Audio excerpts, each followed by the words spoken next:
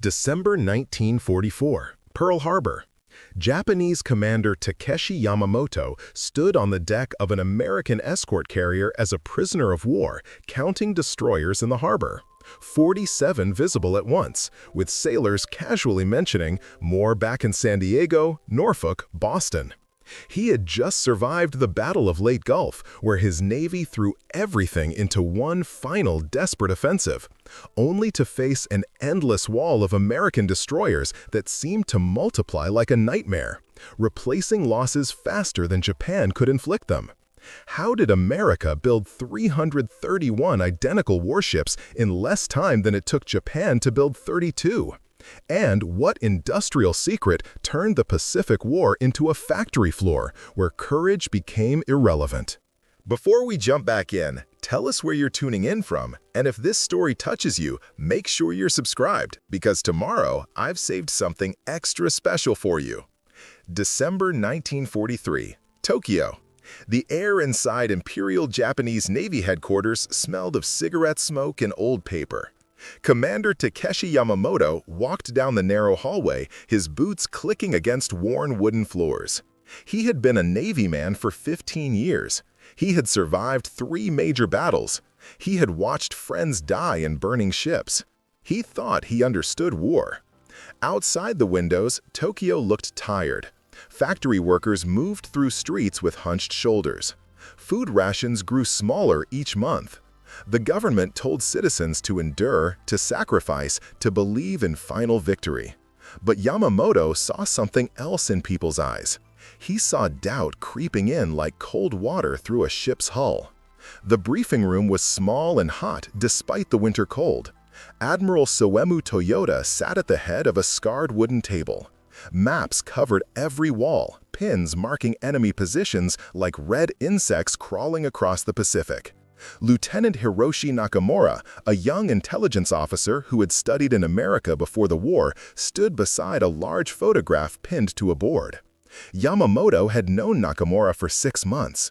The young officer spoke excellent English. He read American newspapers obtained through neutral countries. He asked questions that made other officers uncomfortable.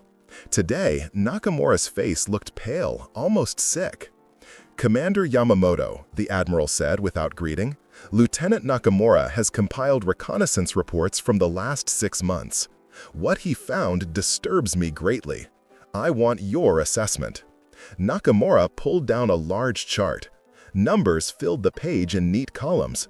"Sir, our submarines and aircraft have identified 70 new American destroyers in the Pacific Theater since June. 70! In 6 months!" Yamamoto frowned. He did some quick math in his head. "That's impossible. Our entire Navy took 20 years to build maybe 35 destroyers. The Americans can't possibly build that fast." "That's what I thought too, sir." Nakamura pulled down another photograph. It showed an American harbor from high altitude. Yamamoto counted the ships. His stomach tightened. 12 destroyers sat in neat rows, all looking identical. "This is from one harbor, one. Our agents report similar numbers in San Diego, Norfolk, Boston, and Seattle." The admiral lit another cigarette. His hand shook slightly. "Show him the shipyard photographs." Nakamura unpinned several large reconnaissance photos and spread them across the table. Yamamoto leaned forward. His breath caught in his throat. The images showed American shipyards from above, taken by long-range aircraft at great risk. At the Kure Naval Arsenal back home in Japan, one destroyer sat in dry dock. Workers swarmed over it like ants. That ship had been under construction for 18 months. It would take another 6 months to complete. The American photographs showed something different, something impossible. At one shipyard, he counted 6 destroyer hulls under construction at the same time, not in sequence, simultaneously. Giant cranes lifted entire sections of the ship, already built, already welded together, and lowered them into place like toy blocks. In another photo, a destroyer sat in the water nearly complete, while the empty space beside it already held the beginnings of another hull. "How long?" Yamamoto asked quietly. "How long does it take them to build one?" Nakamura consulted his notes. Our intelligence estimates 90 to 120 days from first steel to launch. 4 months, Commander. We are 18. The room fell silent, except for the Admiral's breathing and the distant sound of traffic outside. Yamamoto studied the photographs again. He had spent his entire adult life in the Imperial Navy. He had memorized ship specifications like poetry. He understood tonnage and displacement and gun ranges. But this was something else entirely. They're not building ships, he said slowly.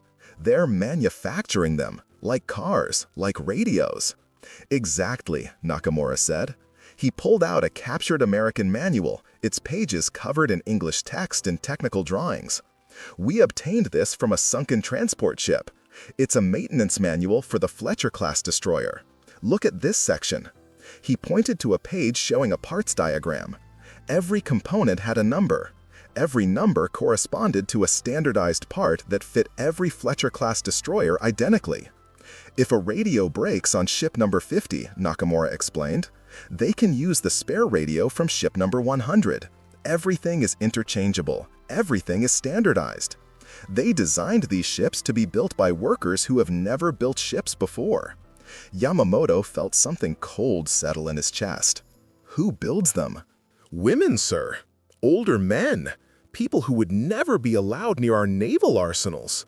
The Americans train them in weeks and put them to work with welding torches and riveting guns. They work in 3 shifts, 24 hours a day.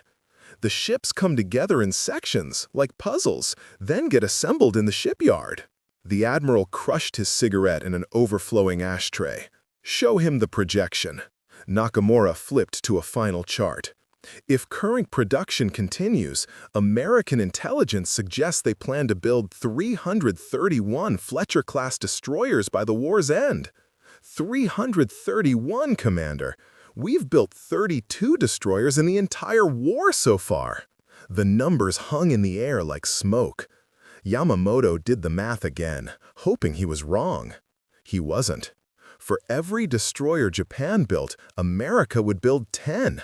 For every ship Japan lost and couldn't replace, America would launch 5 more. We're not fighting a navy, Yamamoto said softly. His voice sounded strange to his own ears. We're fighting factories. We're fighting an industrial machine that can produce destroyers faster than we can sink them. Admiral Toyota nodded slowly. Now you understand why I called you here. We can win battles, Commander. We can sink their ships. We can fight with honor and courage. But how do we fight this? How do we fight against an enemy that treats warships like mass-produced goods? Yamamoto looked at the photographs again. The neat rows of identical destroyers, the assembly line shipyards, the standardized parts, the 3-shift work schedules. Everything about it offended his sense of naval tradition. Ships should be individual creations, carefully crafted by master builders who knew every rivet and weld personally. But these American ships, they were stamped out like coins from a mint. And that, Yamamoto realized with growing horror, was precisely why they would win. Preparing and narrating this story took us a lot of time, so if you are enjoying it, subscribe to our channel. It means a lot to us. Now, back to the story.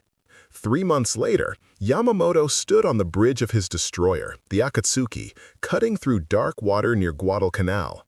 The night was thick and moonless. Stars scattered across the sky like rice grains on black silk. His crew of 240 men worked quietly at their stations. They had been at sea for 16 days with half rations. Rice and dried fish, the same meal twice daily. The men never complained. They knew complaining changed nothing. Radar operator Ensign Kato called out suddenly. "Contact, sir! Bearing 045. Range 8,000 meters. Moving fast." Yamamoto raised his binoculars. He saw nothing in the darkness. Classification: Destroyer, sir. American pattern. The chase began. Yamamoto ordered flank speed. The Akatsuki's engines roared, pushing the ship to 35 knots. His maximum speed. His best. But the American destroyer pulled away effortlessly, moving at 38 knots like the difference was nothing, like it had power to spare. Then the American ship turned. It came back toward them. Yamamoto's hands tightened on the bridge railing. His optical rangefinder strained in the darkness. He could barely see the enemy vessel, just a shadow against darker shadows. His gunners waited for visual confirmation before firing. That was how naval combat worked.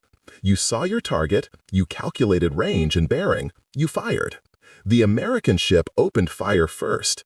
Shells screamed overhead. Explosions erupted in the water, closer than they should be. Too accurate for night combat, too precise for blind firing. "They're using radar for targeting," Lieutenant Nakamura said beside him.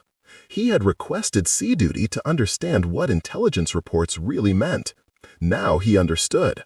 They can see us electronically. They don't need moonlight or searchlights. 5 guns fired from the American destroyer. Yamamoto counted the muzzle flashes. His ship carried 6 guns, but they were older models, designed for surface targets only. The American guns could shoot at ships or aircraft, dual purpose, more flexible, more efficient. The engagement lasted 12 minutes. Yamamoto maneuvered hard, dodging and weaving.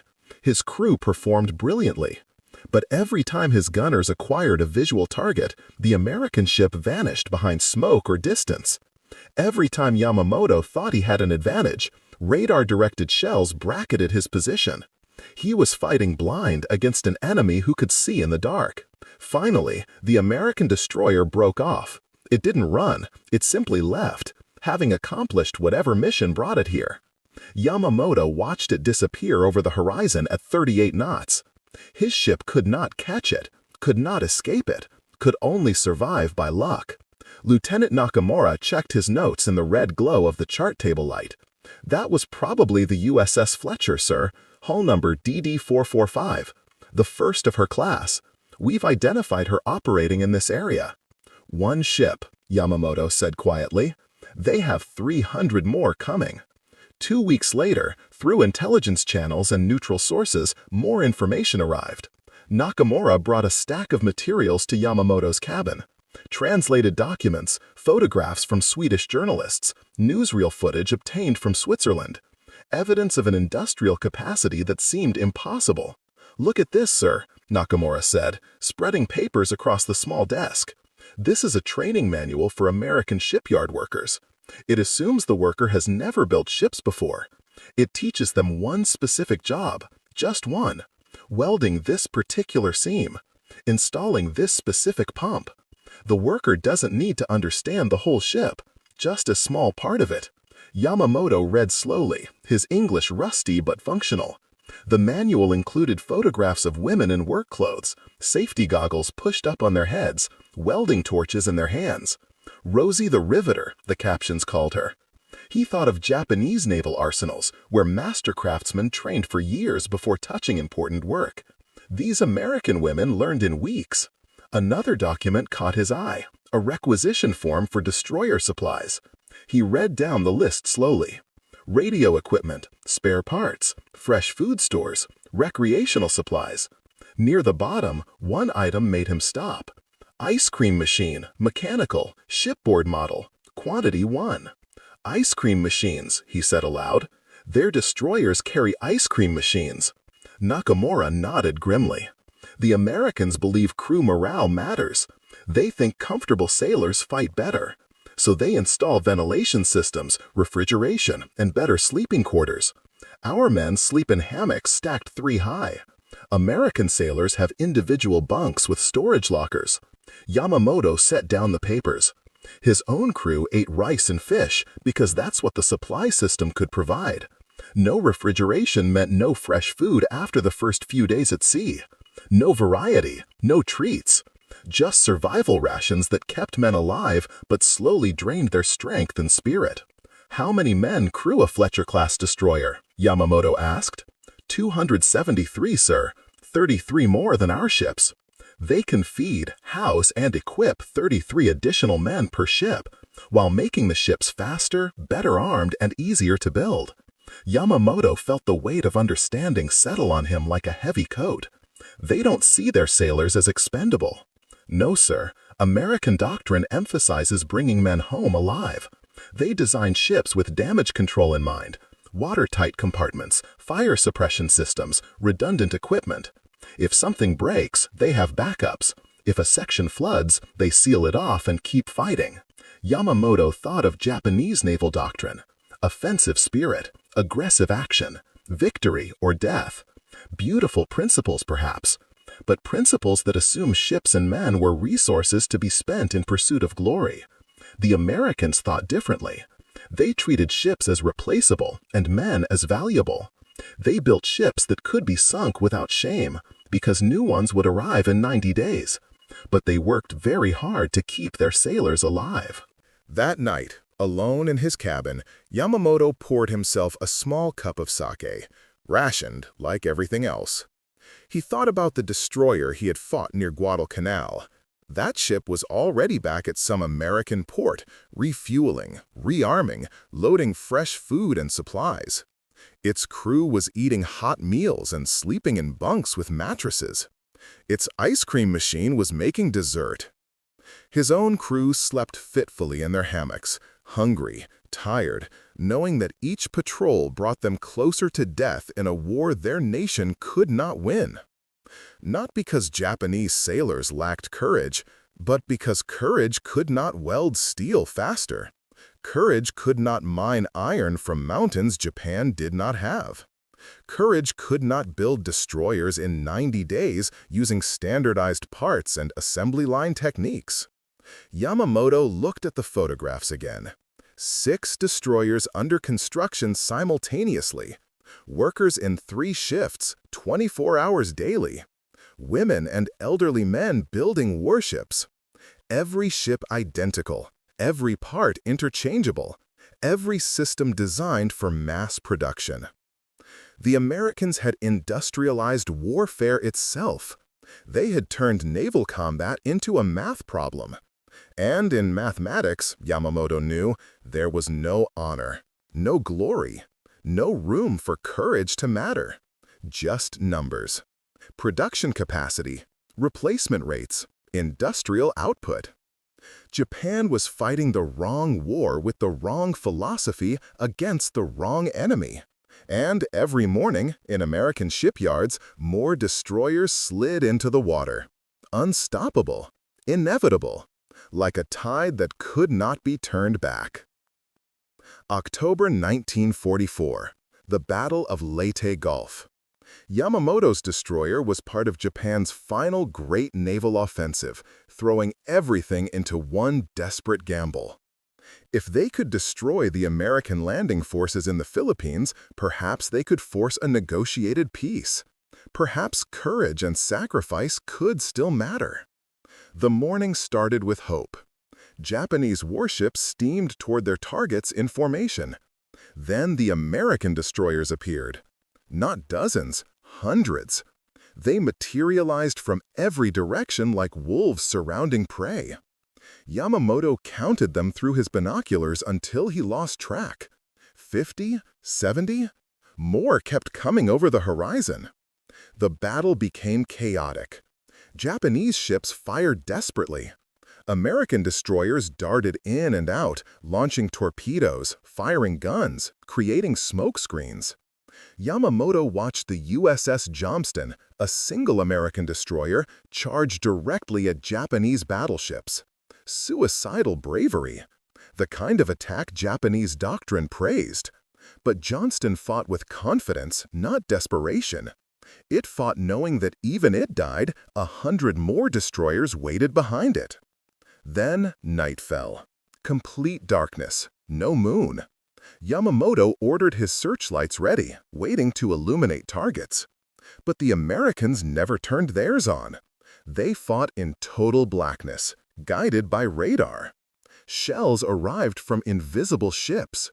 Yamamoto's gunners fired at muzzle flashes, hitting nothing. The Americans hit everything. An explosion ripped through the Akatsuki's engine room.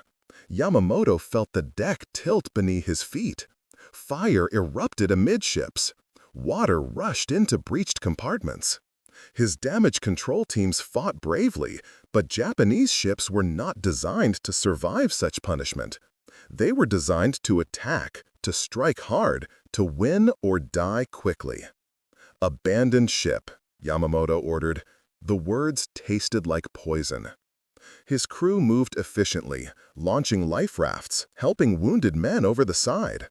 Yamamoto was the last to leave, jumping into dark water as his ship rolled over with a groan of tearing metal. He floated in the Philippine Sea for 6 hours. Dawn came slowly. American ships moved through the debris field, searching for survivors. Not to kill them, to rescue them. A destroyer pulled alongside Yamamoto's life raft. Sailors reached down with ropes and hands. They hauled him aboard like fishermen landing a catch. The American destroyer was the USS Heermann. Yamamoto sat on the deck, wrapped in a gray wool blanket, watching the crew work around him. Everything was different. The ship hummed with electric power. Sailors moved with efficient calm, not frantic energy. No one shouted. No one seemed afraid. They had just survived a massive battle, but they acted like it was simply another day at work. A young American sailor brought him water in a metal cup. Real water, cold and clean. Then food. A sandwich with meat, cheese, lettuce, and tomato between soft white bread. Yamamoto stared at it. His crews have eaten rice and dried fish. This American sailor, probably the lowest rank on the ship, ate fresh vegetables and meat like it was normal. "Welcome aboard, Commander," said an American officer in passable Japanese. "I'm Lieutenant Morrison. We're taking you to Pearl Harbor. Medical care, then prisoner of war processing." Yamamoto nodded. He had no words. The voyage to Pearl Harbor took 11 days. Yamamoto recovered in the ship's medical bay.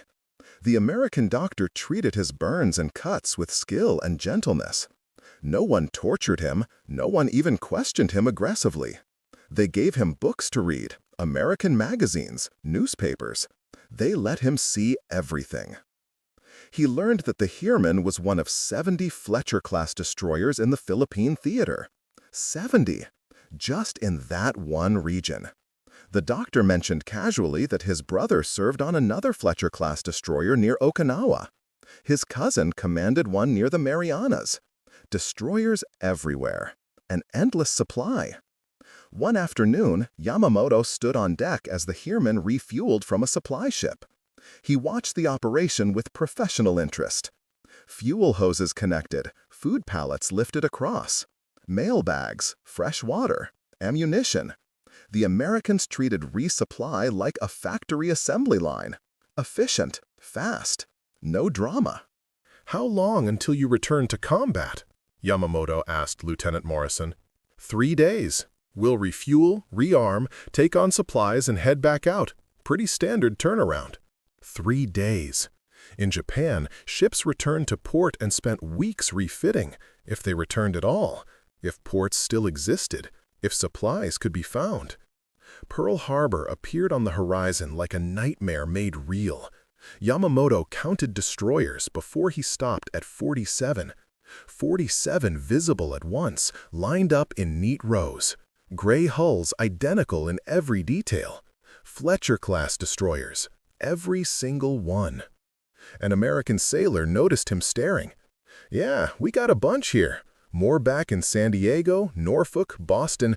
These are just the ones getting ready to rotate back to the Pacific Fleet. My buddy's ship just came in from overhaul. 3 months in combat, 2 weeks in port for maintenance, then back out. That's the rotation." Yamamoto felt something break inside him. Not his spirit, something deeper. His understanding of reality itself. They processed him through intelligence screening. An American officer, older and kind-faced, interviewed him in a small room with a table and 2 chairs. Not an interrogation, a conversation. The officer showed him photographs, American shipyards. Yamamoto had seen them before in reconnaissance photos, but these were different, closer, more detailed. "Bath Iron Works," the officer said, sliding photos across the table. "Federal Shipbuilding, Bethlehem Steel, Consolidated steel. We have multiple yards all building Fletcher-class destroyers simultaneously. This photo here shows 6 under construction at the same time. Same yard, same month. He showed Yamamoto a magazine spread from life, overhead shots of shipyards, charts showing production numbers, smiling workers in group photos, women welders, elderly men operating cranes. The caption read, "The arsenal of democracy works around the clock." "Commander," the American officer said gently, "your Navy is brave, truly. The Johnston survivors told us about your ship's fighting spirit. We respect that. But bravery doesn't weld steel faster. Courage doesn't mine iron from mountains you don't have." That night, alone in his cell at the prisoner of war camp, Yamamoto wrote in a notebook they had given him. He wrote in Japanese, knowing they would read it later but not caring. December 1944. I have seen the truth our leaders could not speak. America does not win through superior spirit. They win through superior logistics. Their destroyers are not ships. They are industrial products. Standardized, efficient, endless. We built destroyers as individual works of art, 18 months each. Skilled craftsmen, custom fittings. They build them like Ford builds trucks. When I toured the naval arsenal at Kure, it was sacred ground. When I see photographs of their shipyards, I see factories, just factories. Most profound, they see no dishonor in this. To them, efficiency is honor. Bringing sailors home alive is victory. They designed destroyers that could be built by women and old men while their warriors fought, and they feel no shame. We mistook abundance for weakness. We thought comfort made them soft. We were wrong.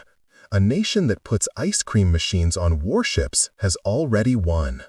He set down his pen. Through the window, he could see Pearl Harbor in the distance. Lights blazed across the naval base. Ships moved constantly. Cranes loaded supplies. Even at night, the industrial machine never stopped, never slowed, never rested. Yamamoto understood now. Japan had fought with the weapons of the past century. Honor, tradition, individual craftsmanship, warrior spirit. Beautiful concepts that meant nothing against assembly lines and standardized parts and 3-shift work schedules. The Americans had discovered something Japan refused to see. Modern war was not won by the sharpest swords. It was won by the factories that produced thousands of adequate swords faster than the enemy could break them. Autumn 1946. The train from Yokohama to Yamamoto's village moved slowly through a broken landscape. He pressed his face against the dirty window and saw cities reduced to rubble. Factory walls stood like hollow teeth. People walked through streets with empty eyes and hungry faces. The contrast burned in his mind. He carried American Red Cross supplies in his bag, chocolate bars, canned meat, powdered milk, gifts from the prisoner of war camp that filled him with shame, because they represented more food than his neighbors had seen in months. His village appeared unchanged at first glance. Then he noticed the missing roofs, the burned temple, the empty shops. His house still stood, damaged but repairable. His wife Keiko waited at the door, thinner than he remembered. She touched his face like he might disappear. Their 12-year-old son Hiroshi stood behind her, studying his father with cautious eyes. That night, neighbors came to hear about the war. They sat in his small front room, 20 people crowded together. They asked careful questions about America, about captivity, about whether the stories were true. Yamamoto struggled to find words. How could he explain that the enemy treated prisoners better than Japan treated his own citizens? How could he describe ice cream machines on warships while children here ate grass soup? "Did they torture you, father?" Hiroshi asked suddenly. The room went silent. Yamamoto looked at his son's thin arms and hollow cheeks. "No," he said quietly. "They fed me better than you have eaten in 4 years." The neighbors left soon after. The truth was too painful to hear. In 1952, Yamamoto taught at the reformed Japanese Naval Academy, now called the Maritime Self-Defense Force. He stood before young students and showed them the photographs he had kept. American shipyards, Fletcher-class destroyers in vast numbers, assembly line construction techniques. The students stared with fascination and confusion. "Could we have won, Sensei?" a student asked. Yamamoto considered the question carefully. We lost the moment we believed spirit could defeat productivity. The Americans understood what we did not. Modern war is won in factories before it is fought on seas. They built 331 destroyers while we built 32. Not because their workers were braver, because their system was better. By 1975, Yamamoto was 73 years old. NHK Television interviewed him for a documentary about the war's 30th anniversary. The young interviewer asked the question everyone wanted answered. What did you learn from the Americans? Yamamoto sat in his small house, tea cooling in the cup before him. Outside the window, modern Japan bustled with cars and commerce. Factories hummed. Ships carried exports worldwide. The economic miracle everyone talked about. He knew where it came from. "I learned that we fought the wrong enemy," he said slowly. "We thought we battled American sailors. Instead, we fought American industry. Detroit, Pittsburgh, Oakland. Those 331 destroyers each arrived with trained crews, standardized parts, and efficient supply chains. We could not compete because we fought yesterday's war with yesterday's thinking. But I learned something more important. A nation's strength is not just warriors' courage, but citizens' productivity. American destroyers were built by women, old men, and minorities who saw factory work as patriotic duty. Our system never trusted civilians with such responsibility. When I see modern Japan, our factories, our efficiency, our economic success, I see what we learned from defeat. We took their lesson. Honor in productivity, strength in standardization, victory in bringing people home. Those 331 destroyers taught me the mightiest weapon is not the sharpest sword, but the factory producing thousands of swords. That is what I could not see from my destroyer's bridge. But I finally understood it from an American prisoner of war camp." The camera stopped recording. Yamamoto sipped his cold tea and looked out at Yokosuka Harbor, where a modern Japanese destroyer slid into the water. Built with techniques learned from enemies who became teachers. The ships he couldn't see had been invisible not because of technology, but because of philosophy. By the time he understood, the war was already over. Up next, you've got 2 more standout stories right on your screen. If this one hits the mark, you won't want to pass these up. Just click and check them out. And don't forget to subscribe and turn on the notification bell so you don't miss any upload from us.